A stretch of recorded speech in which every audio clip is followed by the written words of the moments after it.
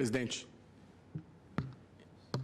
em primeiro lugar, eu cumprimento o voto cuidadoso e substancioso do meu querido amigo e eminente ministro Luiz Fux, que percorreu, de acordo com a sua visão e a sua percepção dos fatos e do direito, o conjunto de elementos probatórios existentes.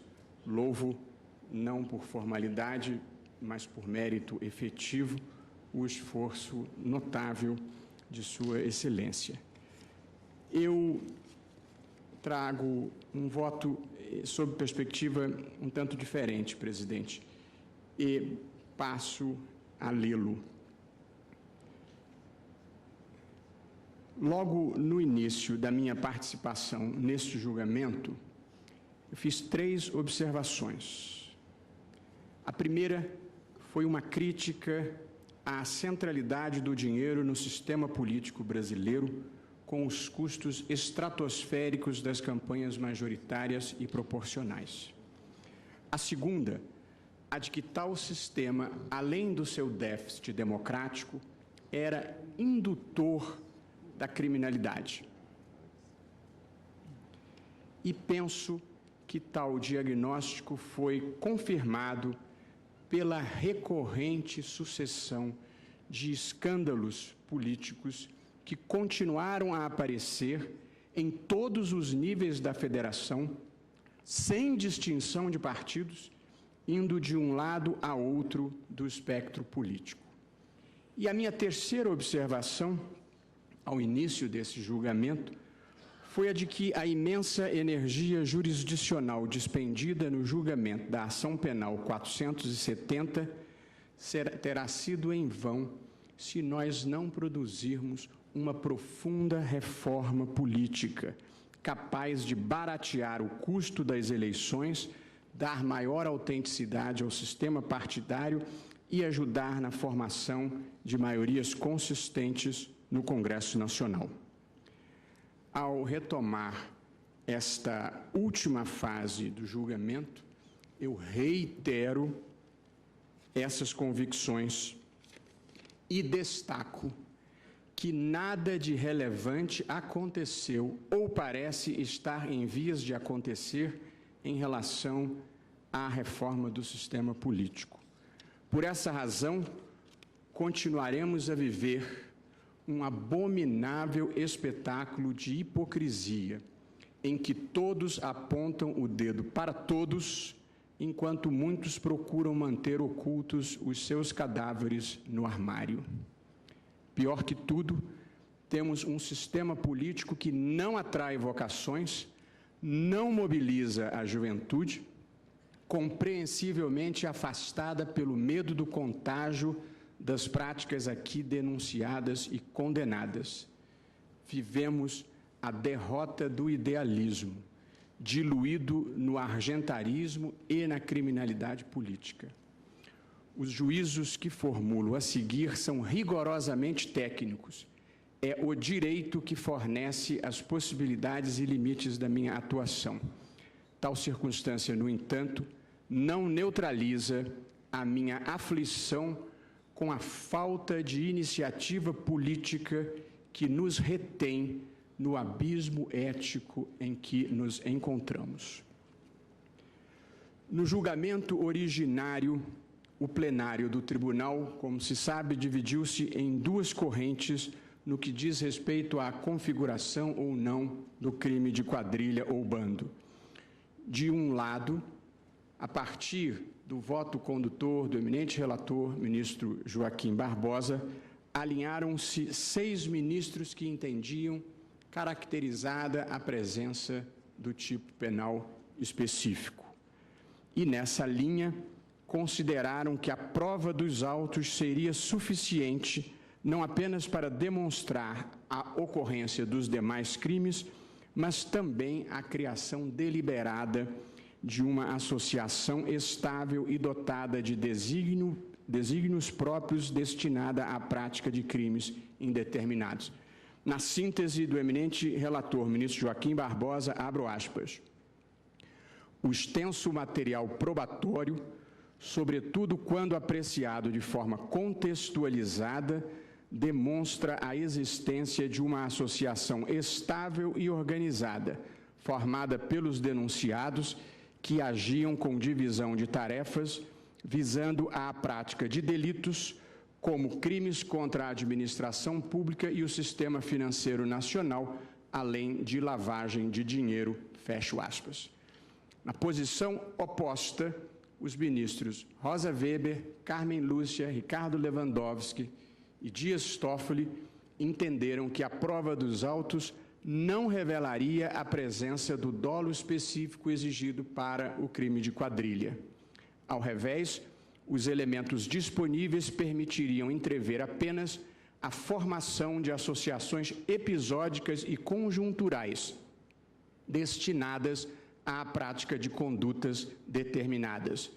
Isso levou esses eminentes ministros à condenação pelos diversos crimes identificados, com os acréscimos relacionados ao concurso de agentes e à continuidade delitiva. Não teria havido, porém, na visão destes ministros, a criação de uma entidade autônoma com processos decisórios próprios e diversos da mera superposição de seus membros.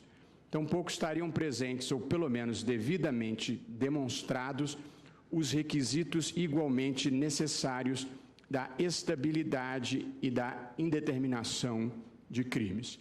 E assim nós saímos do julgamento em ocasião em que eu ainda não integrava este egrégio tribunal. No julgamento dos embargos de declaração, quando eu já participava, assumi uma postura declarada de autocontenção. Entendi que aquele recurso, por sua natureza e destinação, não se presta a uma ampla rediscussão das questões de fato, nem tampouco das opções teóricas que haviam sido feitas pelo tribunal. Isso, todavia, não me impediu de sanar duas contradições que considerei importantes e necessárias de serem sanadas. A primeira foi a do intermediário, que ficara com pena maior do que a do mandante, que foi o caso de João Cláudio Genu. E a segunda, a do coautor, que ficara com pena mais elevada do que a do autor principal, que era Breno Fischberg.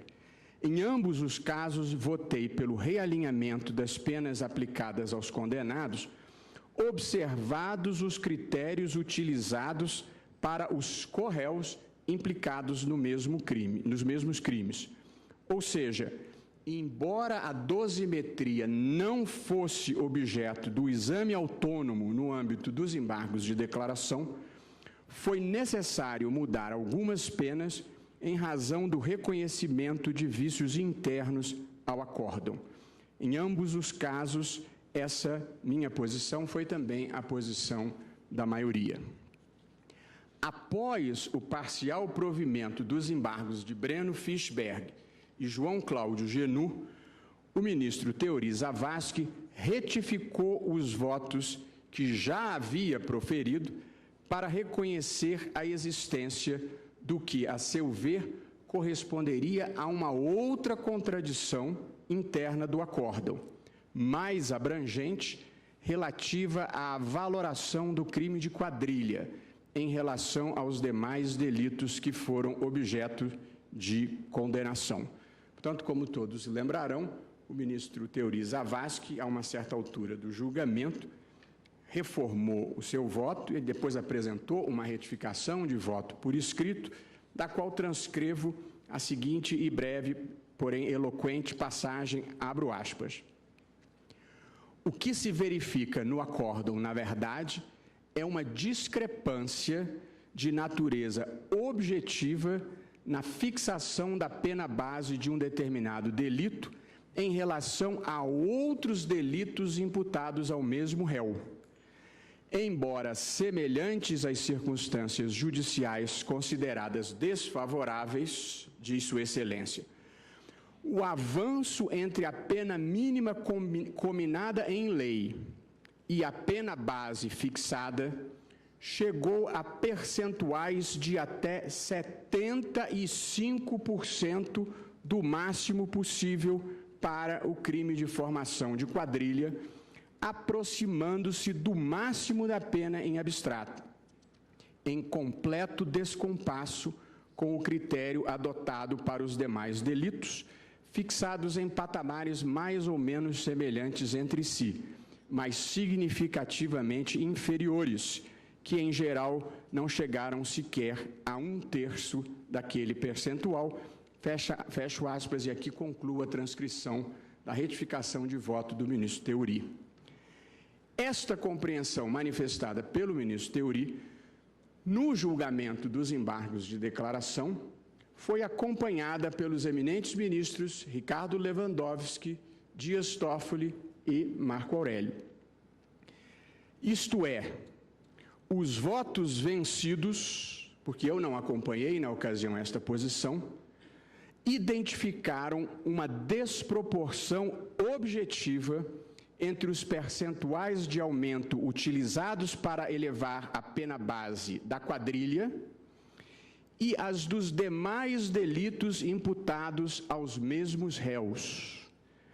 Essa disparidade foi consolidada em termos numéricos num voto do eminente ministro Dias Toffoli, e eu aqui no meu voto junto uma tabela na qual eu demonstro comparativamente o quantum percentual de aumento foi aplicado ao crime de quadrilha e o quantum de percentual de aumento foi aplicado a todos os demais crimes.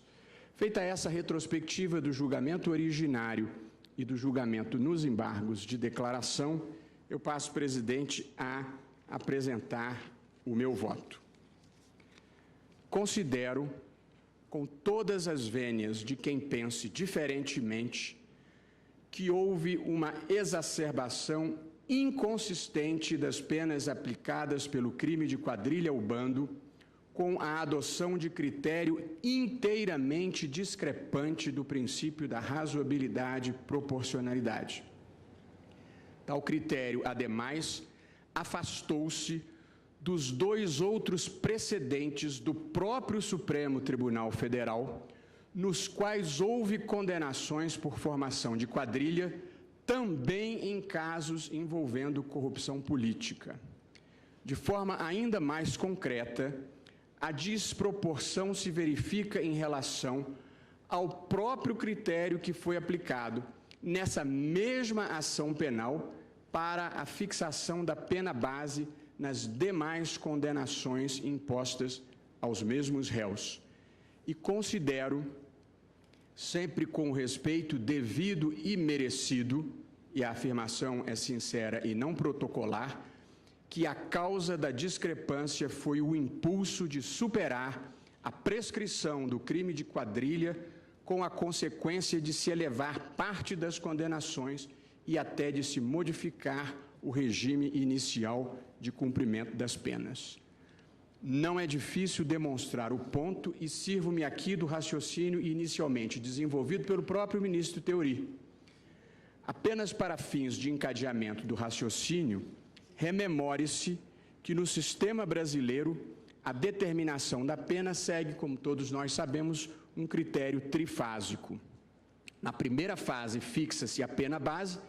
Na segunda, computam-se as circunstâncias atenuantes e agravantes e, por último, as causas especiais de diminuição e aumento.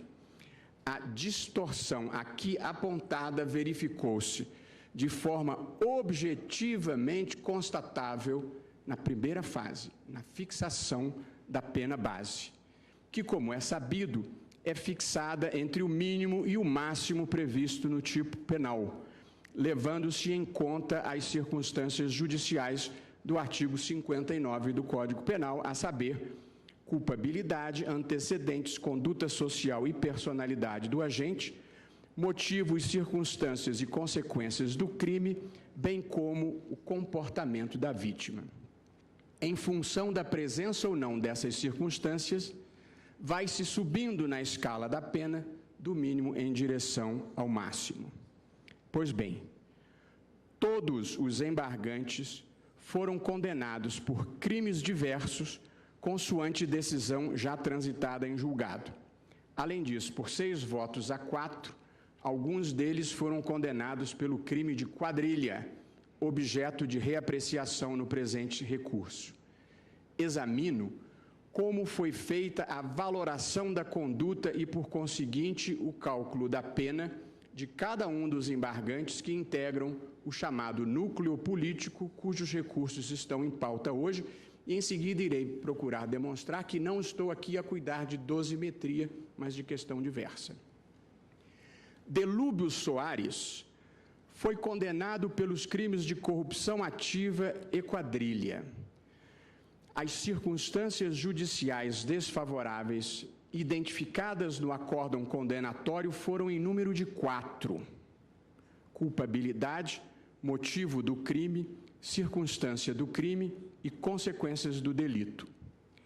Na determinação da pena por corrupção ativa, crime cuja pena mínima é de 2 anos e pena máxima de 12 anos, o acórdão condenatório fixou-a, a pena mínima, a pena base, em 4 anos. Isso significa que determinou um aumento de 20% em relação à diferença ou intervalo entre a pena mínima e a pena máxima. Portanto, a pena mínima é de 2 anos, a pena máxima é de 12 anos, o intervalo é de 10 anos, deu-se um aumento de 2 anos, portanto, 20% deste intervalo. Luiz Barroso, vocês me permitem? Claro, pois não. Em que dispositivo do Código Penal se encontra esses parâmetros tarifários que Vossa Excelência está utilizando? Não, eu não creio. 20%, aumentou-se 40%. Isso não existe, ministro. Ok, eu vou... Isso é pura discricionariedade de Vossa Excelência, admita isso. Eu vou demonstrar o meu argumento e, em seguida, terei muito prazer de debater com Vossa Excelência, por quem tenho grande consideração e admiração intelectual. Debater, eu pergunto a Vossa Excelência, onde está no Código Penal dito que o juiz tem que, numa determinada situação, aplicar um aumento de 20%, de 30%, ou de 40%, já que Vossa Excelência acha que houve um exagero, um absurdo. Eu vou chegar lá, presidente. Na fixação de uma pena de 2 anos e 3 meses para quem praticou, portanto, em quadrilha ou bando, os crimes de que hora estamos tratando. Eu entendo o ponto de Vossa Excelência e vou chegar a ele. O que observei, então, é que, em relação ao crime de corrupção ativa imputado a Delúbio Soares, a sua pena base foi aumentada em 20%. No tocante ao crime de quadrilha, cuja pena mínima é de 1 ano e máxima de 3 anos, o acórdão impugnado fixou a pena base em 2 anos e 3 meses. Isso significa que, valorando as mesmas circunstâncias judiciais, majorou a pena base de quadrilha ou bando em 63%. Portanto, houve uma majoração de 20% em relação à corrupção ativa e de 63% em relação à quadrilha ou bando, presentes as mesmas 4 circunstâncias judiciais. No caso de José Genuíno, igualmente condenado por corrupção ativa e quadrilha, as coisas se passaram de modo semelhante. As circunstâncias judiciais desfavoráveis também eram em número de 4. Na determinação da pena por corrupção ativa, ela foi fixada em 3 anos e 6 meses, portanto, correspondentes a 15% da diferença entre a pena mínima e a máxima, e no tocante ao crime de quadrilha, esta elevação em relação à pena mínima foi de 63%, portanto, números próximos ao de Delúbio Soares. Com tinturas ainda mais fortes, o mesmo quadro se repete no caso do embargante José Dirceu, condenado, como os anteriores, por corrupção ativa e quadrilha. As circunstâncias judiciais desfavoráveis identificadas no acórdão condenatório, e não as que eu aplicaria ou tenho escolhido, em relação a José Dirceu, foram igualmente em número de 4. a sua pena base em relação ao crime de corrupção ativa foi de 4 anos e 1 mês, significando uma elevação de 21% em relação ao intervalo entre a pena mínima e a pena máxima. Portanto, 21% no tocante à corrupção ativa.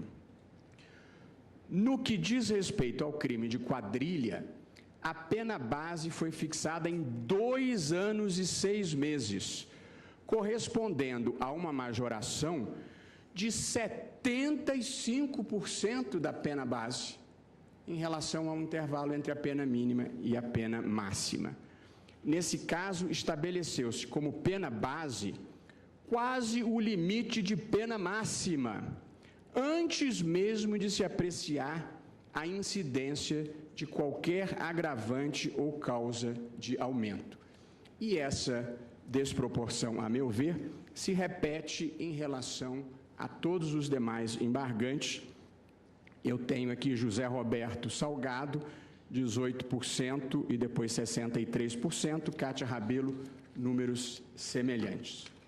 Veja-se, então, levando em conta as mesmas circunstâncias judiciais, o percentual de aumento foi multiplicado de 3 a 4 vezes apenas na aplicação das penas de quadrilha a cada um dos condenados. E aqui não se pode afirmar que os fatos tomados em consideração fossem substancialmente diversos na análise de cada um dos delitos, o que poderia explicar a desproporção. Pelo contrário, o que se extrai do acórdão é a utilização do mesmo conjunto básico de elementos para a justificação das diferentes circunstâncias judiciais desfavoráveis. A desproporção e a irrazoabilidade do critério saltam à vista. Note-se que não se trata de uma comparação entre juízos formulados em processos distintos, ou mesmo por julgadores distintos, mas sim de uma incongruência, a meu ver, insuperável no interior do próprio acórdão condenatório.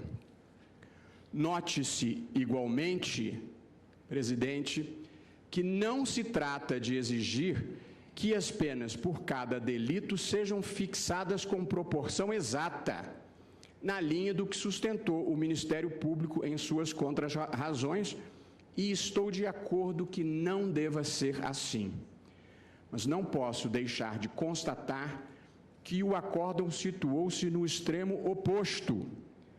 Tratar isto com naturalidade transformaria a graduação da pena em ato de vontade livre, o que é incompatível com o Estado de Direito.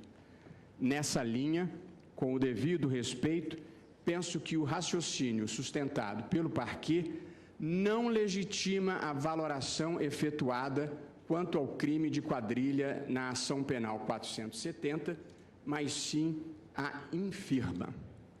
De toda forma, para evitar simplificações excessivas, tive o cuidado de fazer uma pesquisa no histórico ainda recente de ações penais julgadas por esse mesmo Supremo Tribunal Federal, envolvendo especificamente o crime de quadrilha e outros delitos relacionados à corrupção política. O que apurei foi o seguinte: ação penal 396 de Roraima, caso Natan Donadon. Houve condenação pelos crimes de peculato e formação de quadrilha.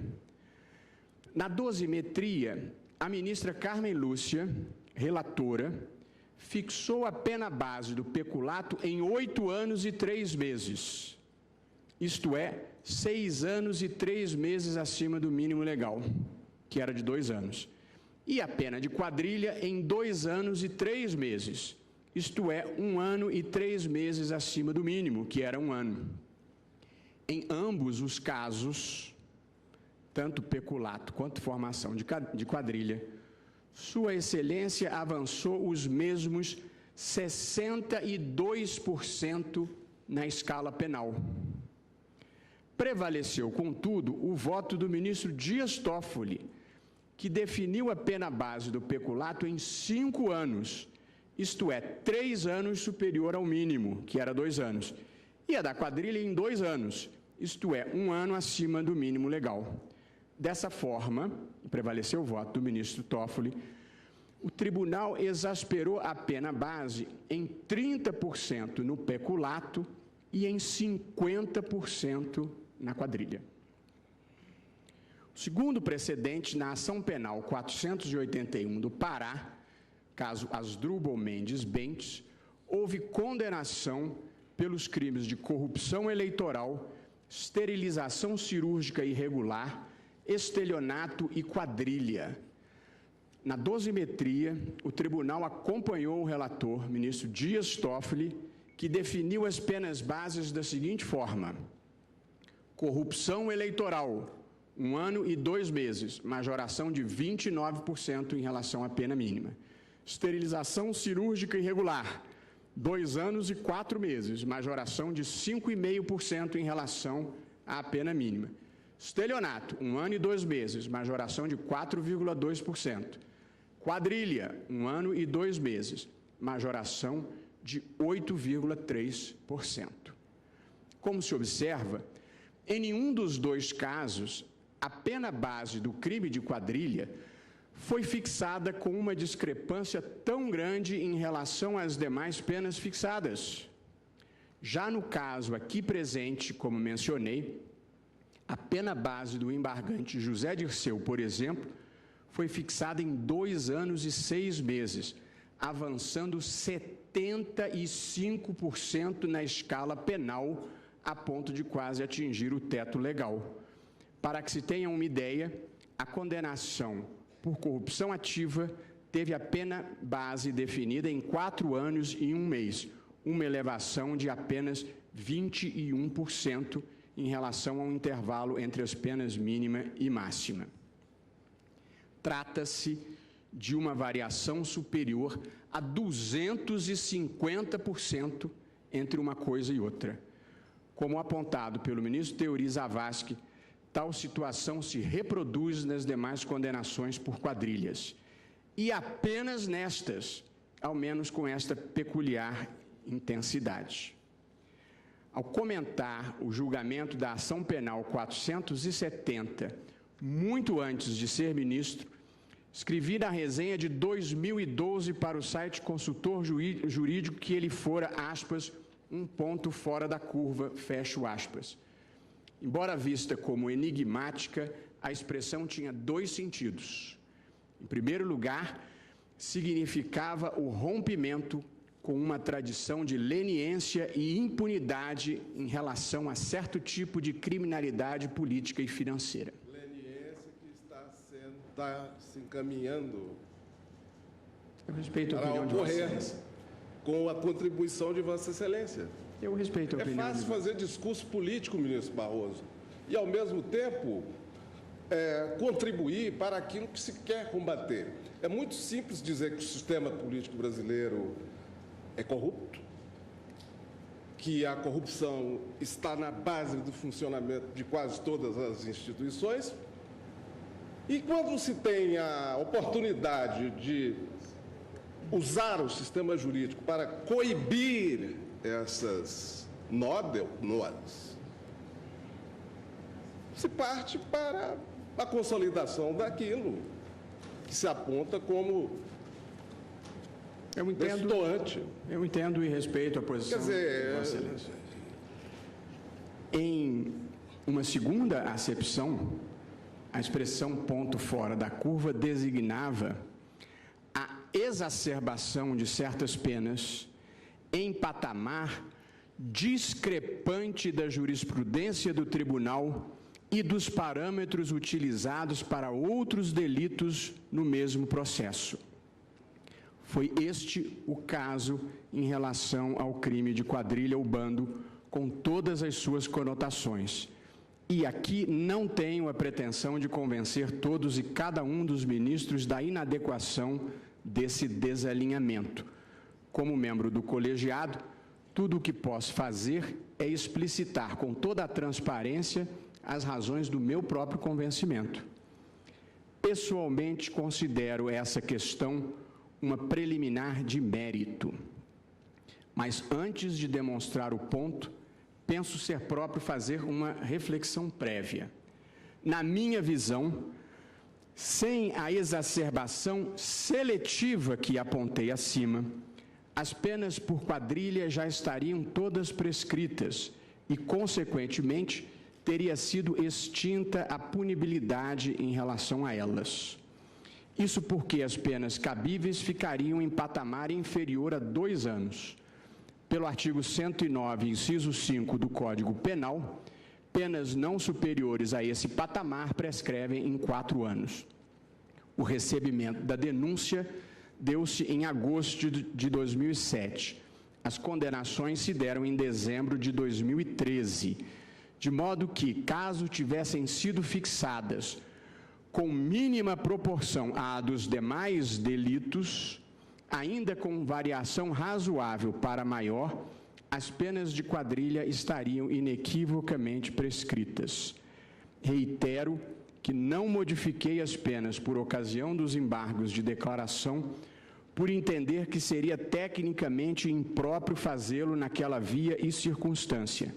Mas, no mérito, estou de acordo com a divergência então inaugurada pelo ministro Teori Zavascki e acompanhada pelos ministros Ricardo Lewandowski, Dias Toffoli e Marco Aurélio. Em verdade, não sou sequer convencido de que o avanço em relação à pena base de quadrilha deva necessariamente corresponder ao maior percentual adotado para a pena base do segundo delito exacerbado em maior medida. Mas o ponto não é relevante aqui. De todo modo, a consequência desse raciocínio é a constatação objetiva de extinção da punibilidade por ocorrência da prescrição. Chega-se aqui a uma situação que, se consumada, configuraria, a meu ver, grave incongruência jurídica, com o respeito sempre devido a quem pense diferentemente. Mantidas no julgamento do presente recurso as posições já delineadas, e pelo menos os 4 que votaram pela absolvição não podem mais modificar o seu voto, porque seria reformácio em pejus. Mantidas as posições já delineadas, tem-se o seguinte quadro, e eu naturalmente não conheço o voto do ministro Teori a ser proferido neste caso. Temos o seguinte quadro: 5 dos ministros presentes votaram pela condenação pelo crime de quadrilha. Ministro Barroso, deixa para a gente fazer essas contas depois. 4 dos ministros votaram... As contas que nós já sabemos quais serão. Não, mas não era ouvir o voto.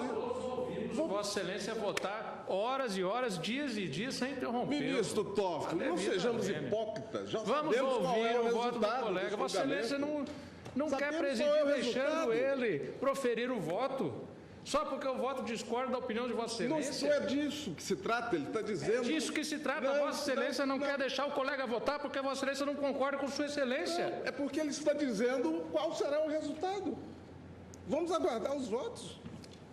Esse é um ponto importante para a construção do meu argumento, presidente, portanto, eu vou insistir nele. 5 dos ministros presentes votaram pela condenação pelo crime de quadrilha. 4 dos ministros votaram pela absolvição. E pelo menos dois, eu manifestando agora, e o ministro Teori já tendo manifestado a sua opinião nos embargos de declaração, 2 ministros entendem que houve, em qualquer caso, extinção da punibilidade. Vale dizer, a maioria do colegiado entende que não é o caso de aplicação e execução da pena pelo crime de quadrilha, seja por atipicidade, como se manifestaram os 4 que votaram pela absolvição, seja por extinção da punibilidade, como consideramos eu e o ministro Teori. Penso, consequentemente, que a incidência da pena contra o convencimento da maioria constituiria uma hipótese de injustiça flagrante que não deve ser chancelada pelo intérprete. Não fora por qualquer outra razão, Somente esta já seria suficiente para que eu desse provimento ao recurso. Com isso, retomo o meu raciocínio de que se está aqui diante de uma questão de mérito. A prescrição da pena, em tese, a rigor técnico, é uma preliminar de mérito. Pois bem, o ministro Teori Zavascki demonstrou de modo irrefutável o máximo da pena que poderia ser aplicado ao crime de quadrilha sem quebra do mínimo de coerência interna que se deve exigir do acórdão.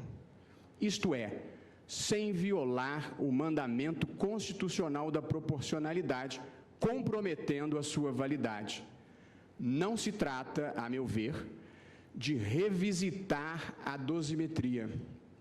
Trata-se de um juízo prévio à determinação das penas concretas. Vale dizer, mesmo em caso de condenação, nenhuma pena poderia exceder tal patamar.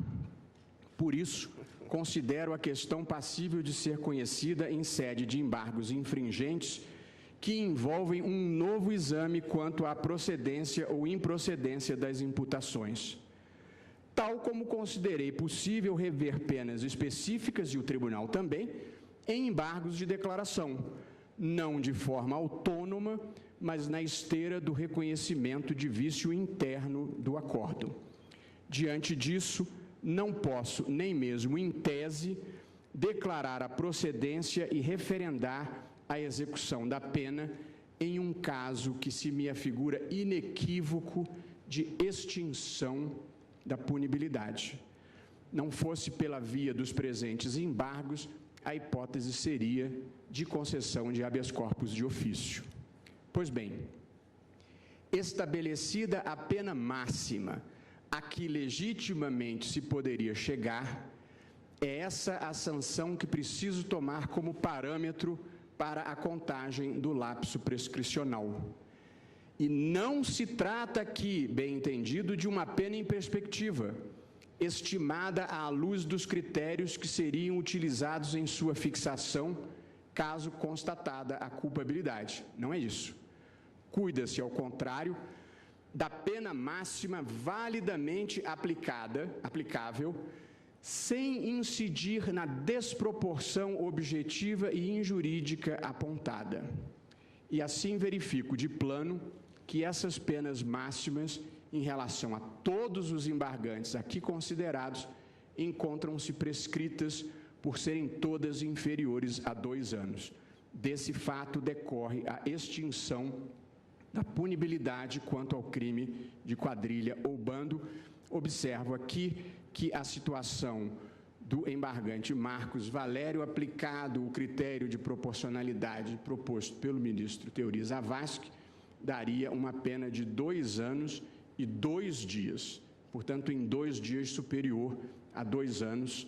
Porém, eu considero que em um juízo que se está fazendo a aplicação pelo máximo de majoração do outro crime e juízos aproximados, eu acho que quebraria a coerência deixar de reconhecer também a extinção da punibilidade por 2 dias. Portanto, o meu entendimento é no sentido de que a prescrição, tal como configurada e apresentada acima, constitui uma preliminar de mérito a ser pronunciada antes e independentemente do juízo condenatório ou absolutório. E por essa razão, dou provimento ao recurso para declarar extinta a punibilidade. No entanto, para evitar uma imensa discussão paralela de natureza procedimental, adianto que, caso fosse avançar para o mérito propriamente dito, meu voto estaria alinhado aos fundamentos que foram sustentados pela ministra Rosa Weber. Concluiria, assim, que a hipótese foi de coautoria e não de quadrilha, o que importa igualmente no provimento do recurso.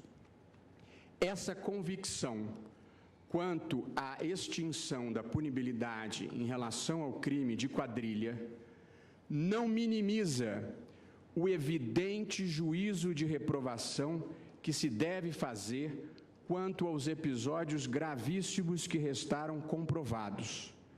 com a minha adesão, todos os embargantes foram condenados pelo tribunal por decisão irrecorrível pelos crimes de corrupção ativa, peculato, lavagem de dinheiro, evasão de divisas e gestão fraudulenta. As penas definitivas em relação a tais crimes foram as seguintes: José Dirceu, 7 anos e 11 meses. José Genuíno, 4 anos e 8 meses. Delúbio Soares, 6 anos e 8 meses. Marcos Valério, 37 anos e 5 meses, apenas antes de se aplicar a quadrilha. Cristiano Paes, 23 anos. Ramon Rollerbach, 27 anos. Simone Vasconcelos, 12 anos e 7 meses. Cátia Rabelo, 14 anos e 5 meses. José Roberto Salgado, 14 anos e 5 meses. Senhores ministros, são penas altas, que levaram em conta o desvalor da conduta e as circunstâncias dos crimes. Penas que, no geral, correspondem a uma ou mais condenações por homicídios, cujas penas vão de 6 a 20 anos. Mais do que isso, superando uma tradição de impunidade, foram concretamente executadas. Nesse contexto, com todas as vênias de quem entenda diferentemente, não se justifica o emprego do tipo de quadrilha como um adicional punitivo, quase uma correção monetária dos outros crimes, cujas penas não seriam pelo aplicador. A caracterização do crime de quadrilha pressupõe o dolo específico de constituir uma associação estável com desígnios próprios destinada ao cometimento de delitos indeterminados. E isso com todas as vênias dos que pensam diferentemente e que tiveram a sua posição aqui vocalizada no voto substancioso do eminente ministro Luiz Fux, com todas as vênias do que pensam diferentemente, isso não corresponde à minha compreensão dos autos. Fontes, e aqui já me aproximo do fim, presidente, fontes diversas divulgam o sentimento difuso de que qualquer agravamento das penas é bem-vindo e de que a imputação de quadrilha, em particular, teria caráter exemplar e simbólico. É compreensível a indignação contra a histórica impunidade das classes dirigentes no Brasil, mas o discurso jurídico não se confunde com o discurso político, e o dia em que o fizer, perderá sua autonomia e autoridade. O Supremo Tribunal Federal é um espaço da razão pública e não das paixões inflamadas. Antes de ser exemplar e simbólica, a justiça precisa ser justa, sob pena de não poder ser nem um bom exemplo, nem um bom símbolo.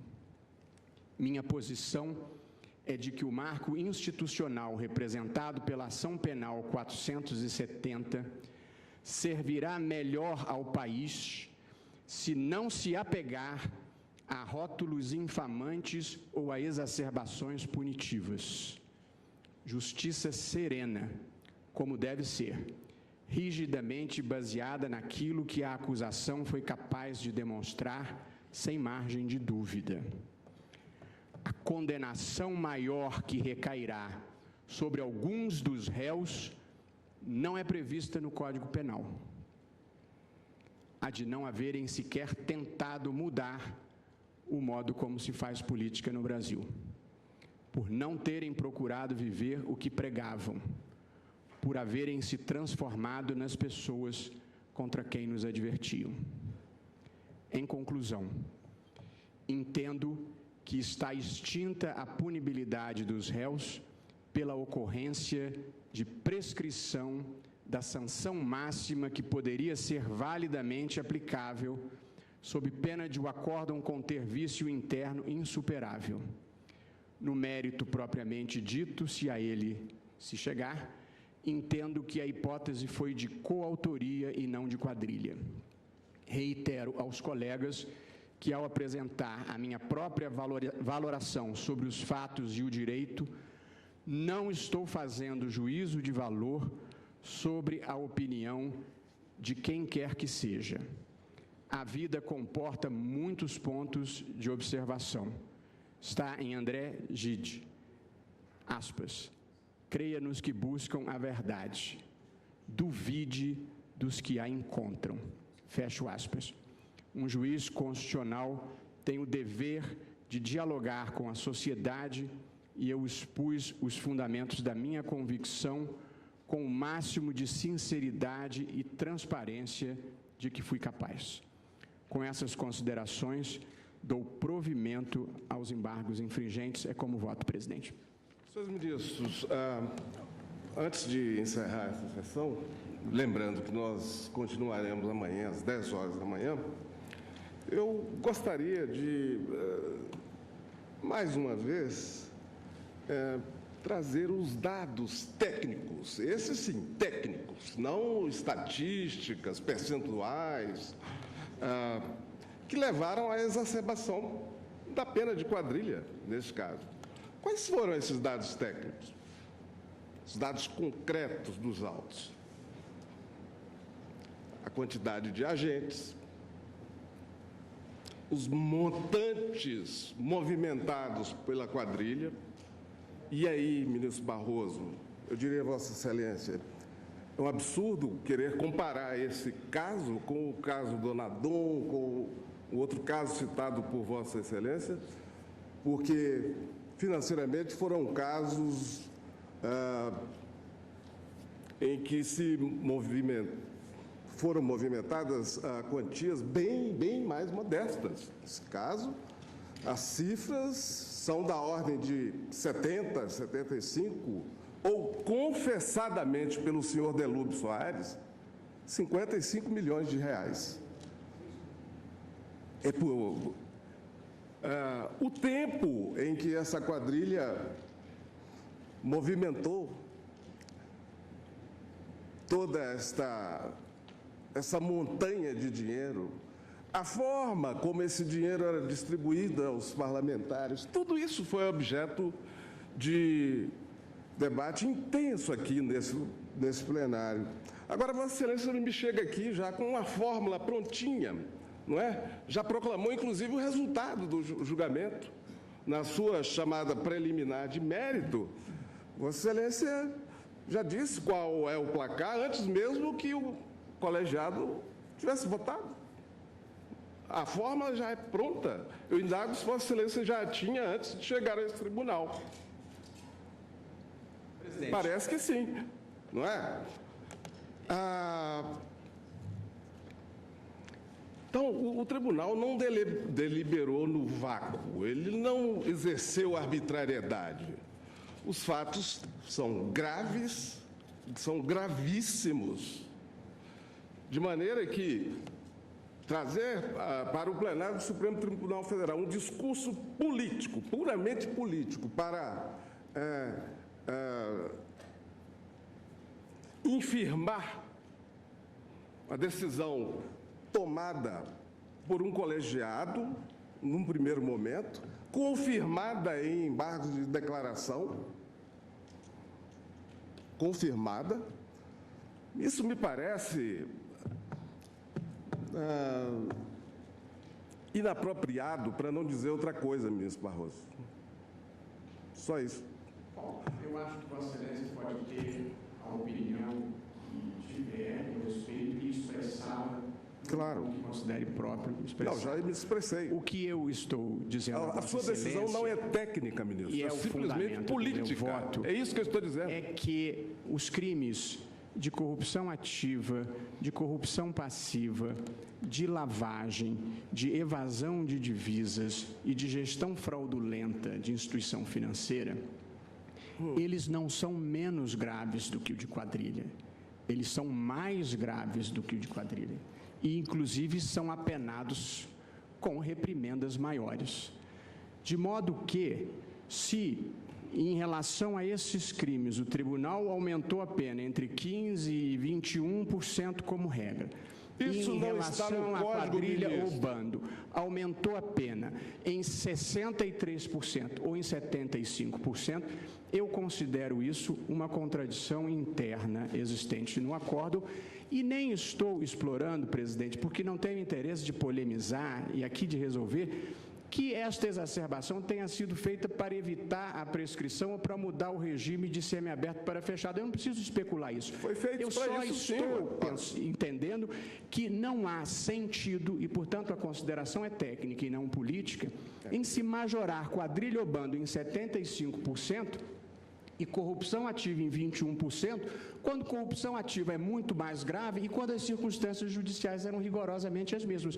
Mas eu não estou tentando convencer Vossa Excelência, diferentemente disso, e muito menos me passaria pela cabeça insinuar qualquer motivação indevida de Vossa Excelência ao fazer isso. Portanto, Vossa Excelência votou de acordo com a consciência de Vossa Excelência.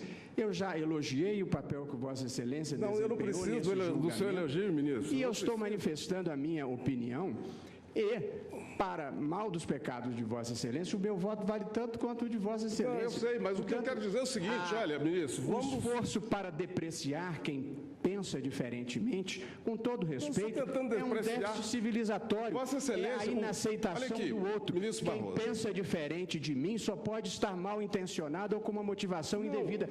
É errada essa forma de pensar. O seu Nós voto, precisamos evoluir o seu voto, patamar ético do ministro, país e o seu respeitar o discurso outro, discutir o argumento e não a pessoa. É assim que se vive que civilizadamente. foi o voto de Vossa Excelência, se não um rebate ao acordo no Supremo Tribunal Federal? O voto que Foi eu isso proferi apenas? é o voto que corresponde ao meu Agora, o que eu estou entendimento. dizendo é que não há nada de técnico. A lei penal brasileira estabelece para o crime de quadrilha um mínimo de 1 e um máximo de 3. O tribunal não extrapolou esse parâmetro. Eu considero simplesmente até que isso. aumentar 75%. 75%, isso é... Mas eu Isso é manipulação, mas ministro. eu não acho que eu estou certo e Vossa Excelência está errado. Eu só penso diferentemente. É isso que a gente tem que Dizer acostumar que a nessa vida. fixação de uma pena de 2 anos e 3 meses, ou de 6 anos, 2 anos e 6 meses, para réus que cometeram os crimes que cometeram, cumprem pena por isso, da forma que cometeram, dizer que isso é arbitrariedade, que isso é... Eu nem me lembro mais o termo usado por Vossa Excelência. Me perdoe, ministro Barroso, me perdoe. Está encerrada a sessão. Ah, pois não, ministro. Eu gostaria de uma questão, Claro. elogiando o voto de Vossa Excelência, primorosíssimo, e, como se sabe, como foi repetido, eu votei pela inocência dos réus neste caso. Sim. E por maioria, fui vencida, e por uma decisão do plenário, aqueles que tivessem votado no sentido da não condenação não participavam, como não participamos, ministra Rosa, ministro Dias Toffoli, o ministro Lewandowski, da apenação, da dosimetria da pena. Então, o que apenas quero perguntar, porque elogiando mais uma vez o primorosíssimo voto de Vossa Excelência, e como eu disse, como o acórdão foi tomado, a decisão foi tomada e o acórdão foi elaborado por maioria, tanto que estamos em sede de embargos infringentes, eu indago de Vossa Excelência, porque arguiu como preliminar de mérito, e eu já até, se Vossa Excelência me permite, presidente, os que votam antes de mim, eu vou dar provimento a todos, até ratificando o voto que já dei, no sentido, portanto, que me parece que seria mais benéfico aos réus, primeiro porque o meu entendimento é de que o Ministério Público não comprovou qualquer dos elementos e bastaria, a meu ver, a leitura desde a denúncia até as alegações finais. E faria isso, e se não for, para não me alongar, no julgamento eu vou fazer a juntada, quer dizer, José Dirceu, José Genuíno, Delúbio, Cátia Rabelo, Cristiano Paz, Ramon Rolebar, Marcos Varela, não se associaram, e o momento consumativo seria o da associação segundo a doutrina, para citar de novo Nelson Gria apenas, ou seja, na minha compreensão e no estudo dos autos, e adoeci de tanto estudar este processo naquele período tão denso, me levaram à inocência quanto a este crime. E me parece que a inocência talvez fosse até mais benéfico. É óbvio que, vencida, eu acompanharei o que Vossa Excelência põe relativamente à prescrição.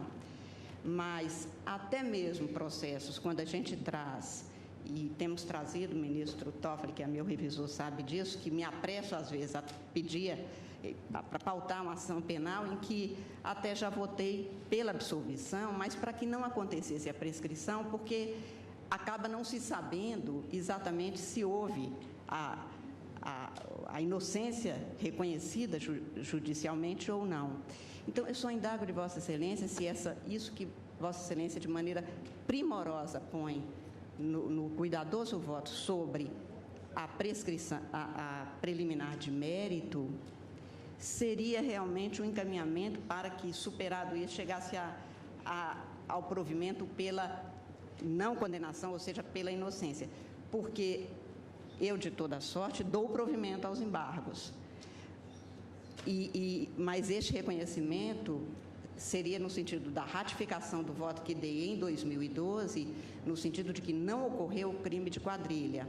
Se a preliminar de mérito for votada como preliminar, portanto, previamente, eu me pergunto qual é o efeito disso, não para fins específicos, até porque podemos ficar vencidos e prevalecer a condenação, mas, enfim, conjecturando apenas porque estamos nos primeiros votos.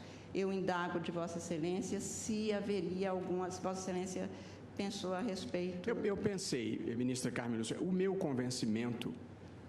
aqui fiz o meu voto, eu não participei do julgamento, e, portanto, votei como eu senti juridicamente a questão. De modo que o meu convencimento é a ocorrência da prescrição nos termos em que falei. O que impediria que a gente, inclusive, conhecesse. Eu digo porque eu apenas ratificaria. Para não nos enredarmos num imbróglio processual que produziria um impasse... Qual seria o fundamento dessa prescrição, ministro? A prescrição... Não, aí depois, se a maioria for, por exemplo, pela inocência, não se chegaria a este dado. É por isso que eu indago Vossa Excelência. Eu entendo. Mas eu estou indagando apenas para o acertamento tal como das minhas ideias. Estruturado o meu voto, se não prevalecer a prescrição, a preliminar de mérito de prescrição, chegando-se ao mérito, eu acompanho o voto da ministra Rosa Weber, tal como anunciei, e já deixei isso antecipado. Portanto, em rigor, sendo preliminar de mérito, a prescrição viria... Meu raciocínio seria o oposto. Vossa eu ratificaria o meu voto. Vossa Excelência admite, então, a existência do crime de quadrilha, mas fixa a pena... Não, é por isso que eu perguntei. Porque... A minha avaliação é de que, como preliminar de mérito, a prescrição prescinde do juízo... Ele diz, se superado ele vai ao mérito, e eu o contrário. Eu acho que a prescrição, sendo preliminar de mérito, ela prescinde do juízo de absolvição ou de condenação. Apenas para não ficar com uma posição ambígua, eu já deixei claro que, se chegarmos ao mérito, eu tenho posição também. O tribunal, uma vez na ação penal total, eu lembro agora, eu farei registrar isso, quer dizer, deparando-se com essa mesma situação em que havia uma preliminar de mérito concedente a uma pretendida extinção da punibilidade por efeito de prescrição penal. Mas entendendo, naquele caso concreto, que deveria, superando essa preliminar, embora reconhecendo-a, mas entendendo que deveria proferir um juízo absolutório, que realmente é muito mais favorável a qualquer réu. Ministro, como nós não chegamos à prescrição pela pena em abstrato, né? Nós chegamos por uma pena fixada. Em concreto. Então, para caminharmos nesse sentido, precisamos assentar que pena é essa. Se houve a condenação. O assentamento da pena pressupõe o juízo de Por culpabilidade. isso é que eu acho na que verdade, exatamente ministro teria Marco que Aurélio, saber se mantém a condenação, porque se não se mantém a condenação, não há que se falar em prescrição. Eu entendo. O meu raciocínio, ministro Marco Aurélio, foi não da pena em abstrato, mas da maior pena em tese aplicável dentro do cálculo. Precisa assentar a culpabilidade. Não, se é preliminar Claro, de mérito. claro, porque Não, se não, de não, início, não há pena se concreta de sem início a condenação. ótica é no sentido da absolvição, não se tem como marchar para, não. ante uma pena concretizada, concluir pela prescrição. Já Esse porque sistema não temia fecha. esse Claro, debate, não se fala mais em eu já pena em votei abstrato. acompanhando Nós a temos ministra uma Rosa pena em Weber. concreto. Mas o meu raciocínio é diferente. O meu A raciocínio condenação. é, nos termos do voto do ministro Teori Zavascki, o máximo de pena, em tese aplicável, obedece àquela proporcionalidade que ele fez em relação à majoração das outras penas. E esta pena máxima aplicável está prescrita. Portanto, eu, em tese, considerei que, como a pena máxima que poderia eventualmente ser aplicada está prescrita, que eu poderia declarar isso em preliminar de mérito. A máxima seria essa, ministro? Porque alguém poderia ter dúvida razoável sobre esse raciocínio, eu já manifestei o meu ponto de vista de que, não prevalecendo a prescrição como preliminar de mérito, eu acompanho no mérito a posição da ministra Rosa e de Vossa Excelência. Barroso, Presidente. só para entender melhor, a pena máxima que Vossa Excelência se refere seria aquela resultante dos cálculos que Vossa Excelência e o ministro Não, a que foi Teori fixada. fizeram. Não, a que foi fixada, presidente. A pena fixada não correu em prescrição. Ah, Não. aqui Ela não. Presidente- Que falar em prescrição, O presidente está correto. Eu utilizei como pena máxima a que foi estabelecida pelo critério do voto do ministro Teori. A única pena que não geraria uma incoerência interna no acordo pela mas sua aí que está. desproporcionalidade. É aí que está a minha divergência visceral com Vossa Excelência. No Brasil, pena é aquela que se situa entre os patamares fixados na lei. Neste caso, é 1 e 3 anos. O plenário não ultrapassou esse patamar máximo. Ficou 2 anos e 3 meses, ou 2 anos e 6 meses. Não há por que falar em outra pena. Ora, Da divergência colocada. E eu penso, o meu voto... eu vou colher os votos amanhã. Poderíamos colher hoje. É porque a já ministra encerrava Carmen hoje. pediu a licença, palavra exatamente. para Encerrávamos hoje. esclarecer. O meu voto bom. vai ter uma linha. Depois eu junto por escrito. Porque eu também. absolvi, Eu como também disse vou a manter. ministra Eu Carmen absolvi Lúcia, todo eu já o adianto o entendimento. voto no sentido da Que em 15 minutos, 20 minutos podemos encerrar. Eu queria fazer uma ponderação Não, também. nós não vamos encerrar, porque o ministro Gilmar me disse que gostaria muito de participar do debate. Sim, mas Eu é disse porque para ele não ele está que presente. Iria...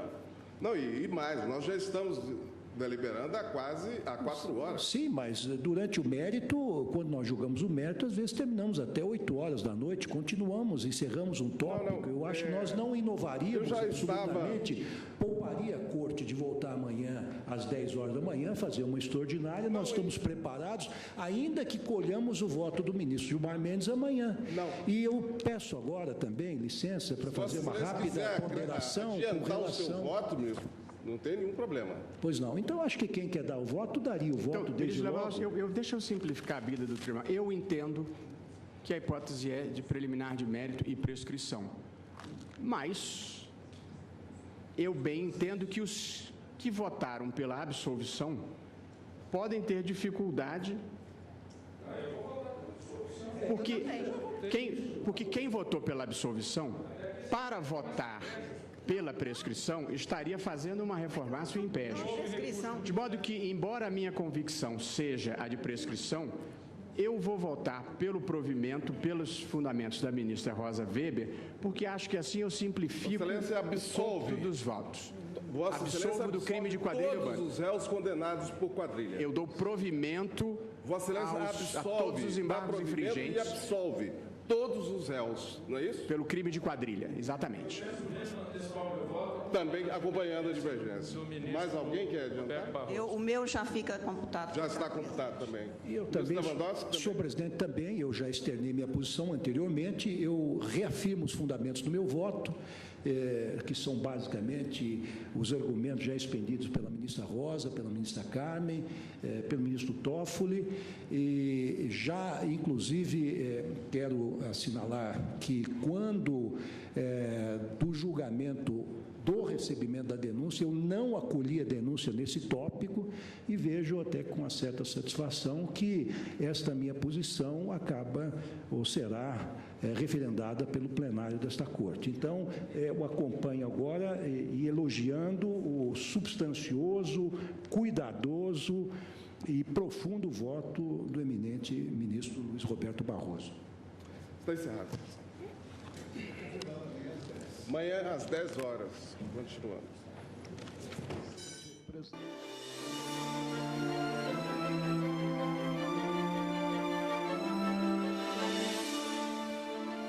Portanto, encerrada a sessão plenária do Supremo Tribunal Federal desta quarta-feira, também vai ficando por aqui esta edição do Direto do Plenário.